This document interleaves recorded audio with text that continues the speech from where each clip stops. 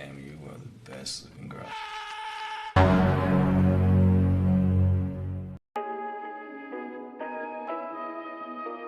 Yo yo yo Sobat Skon, welcome back again bersama saya Koko yang senantiasa menemani dan menghibur para pemuda-pemudi di seluruh alam semesta ini.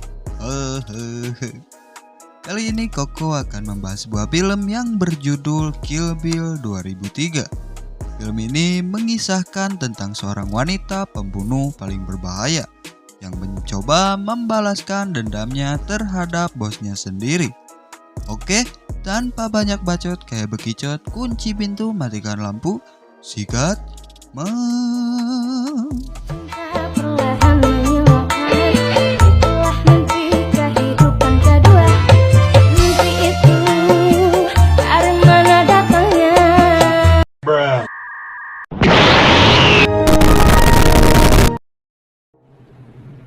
Di awal film kita diperlihatkan dengan seorang wanita, ia bernama Kido. Kido terlihat akan menemui seseorang di dalam rumah tersebut. Saat pemilik rumah membuka pintu, ia langsung terkejut dengan kedatangan Kido. Wanita ini, dia bernama Pernita. Ternyata kedatangan Kido ke rumah tersebut adalah untuk membalas dendam. Karena Pernita sudah menghancurkan pesta pernikahannya dan Kido juga telah kehilangan anaknya yang masih dikandung akibat insiden tersebut. Kido langsung menghajarnya dan bertarung secara betina.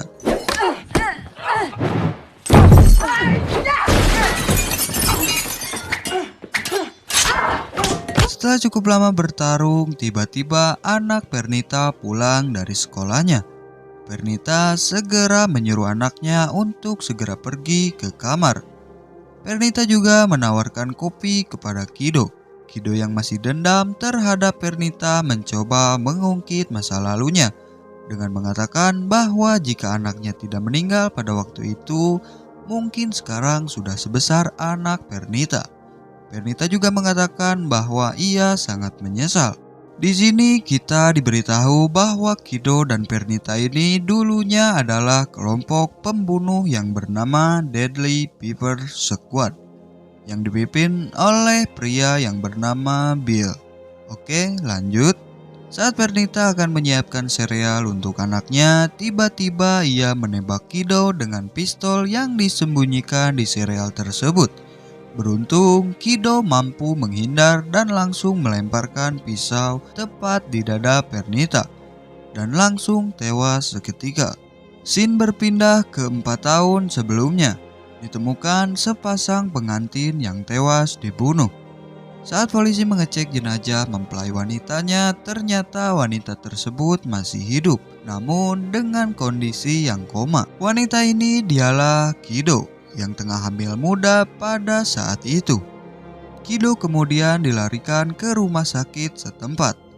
Tidak lama setelah itu, seorang wanita datang ke rumah sakit tersebut dengan menyamar sebagai seorang perawat. Wanita ini bernama Elle.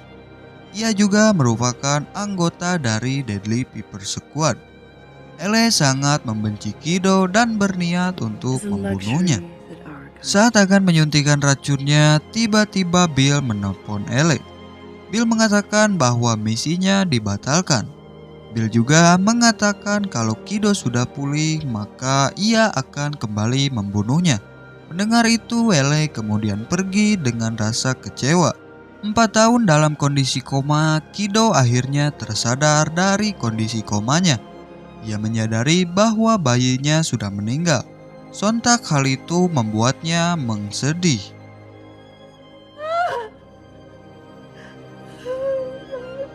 Secara bersamaan, seorang pegawai rumah sakit datang bersama rekannya ke ruangan Kido. Pegawai itu bernama Buck. Buck malah menjual tubuh Kido kepada rekannya. Untuk sekali pengencerotan dibanderol dengan harga $75. Blok. Good. Rule number 2.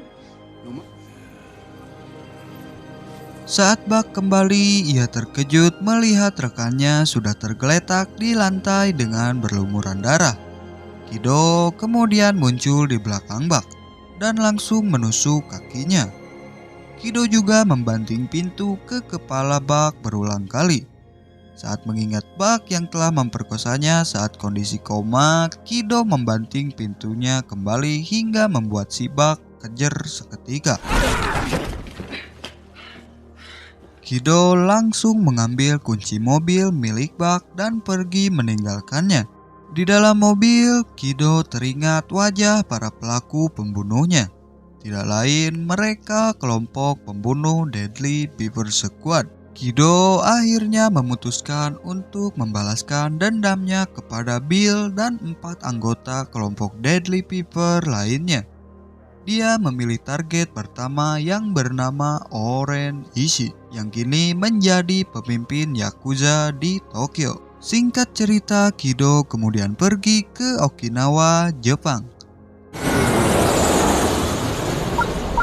Dia menemui pendekar pedang bernama Hattori Hanzo yang sekarang sudah tidak pernah menempa pedang lagi. Kido mengatakan bahwa ia membutuhkan pedang dari Hattori Hanzo.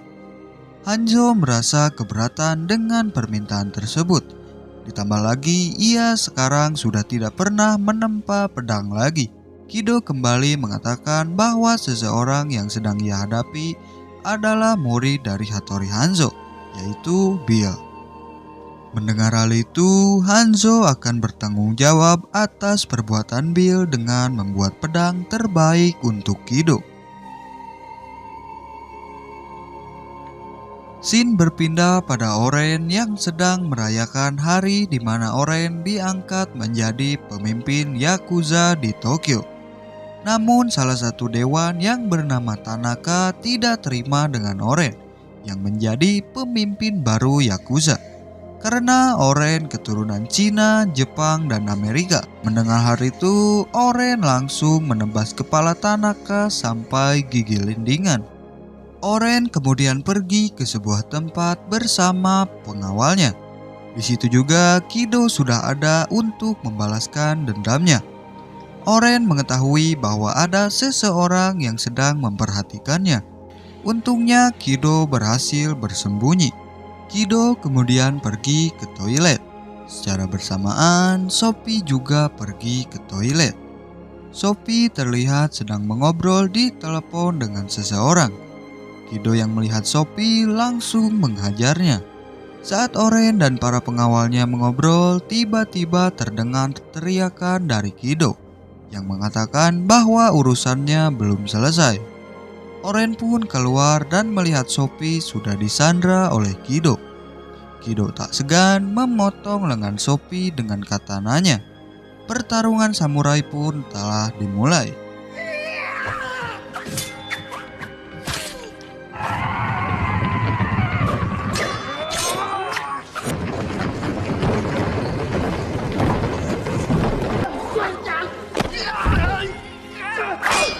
Setelah cukup lama Kido bertarung, ia kemudian mencari Oren.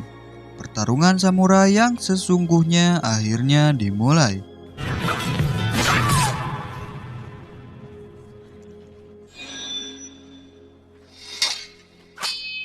Kido sempat terpojok karena tertebas oleh Oren.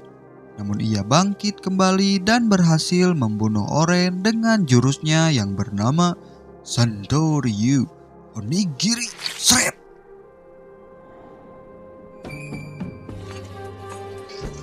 Akhirnya Oren mati di tangan Kido.